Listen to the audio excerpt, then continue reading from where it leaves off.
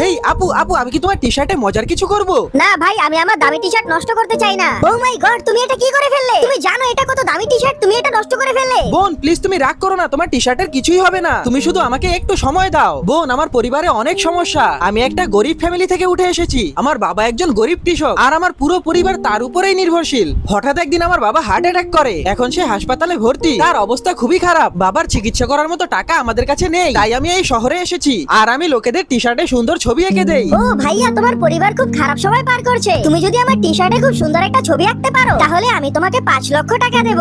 না না আপু, আমার কোনো টাকার প্রয়োজন নেই। আমি গরিব হলেও আমি অনেক পরিশ্রম করি, কিন্তু তবুও কেউ আমার ভিডিওতে লাইক সাবস্ক্রাইব করে না। ভাইয়া তুমি চিন্তা করো না, যারা এখন তোমার ভিডিওটা দেখছে তারা সবাই তার বাবাকে খুব ভালোবাসে। তারা তাদের বাবার জন্য হলেও তোমার ভিডিওতে লাইক সাবস্ক্রাইব করে দেবে। বন্ধুরা, তোমরা যদি সত্যি তোমার বাবাকে ভালোবাসো তাহলে ভিডিওটাতে একটি লাইক দিয়ে চ্যানেলটিকে সাবস্ক্রাইব করে দাও আর কমেন্টে লাভ দিয়ে দাও। এই যে আপু, তোমার টি শার্টে এই পেন্টিংটা করেছি। ওয়াও ভাইয়া, এটা আসলেই অনেক সুন্দর।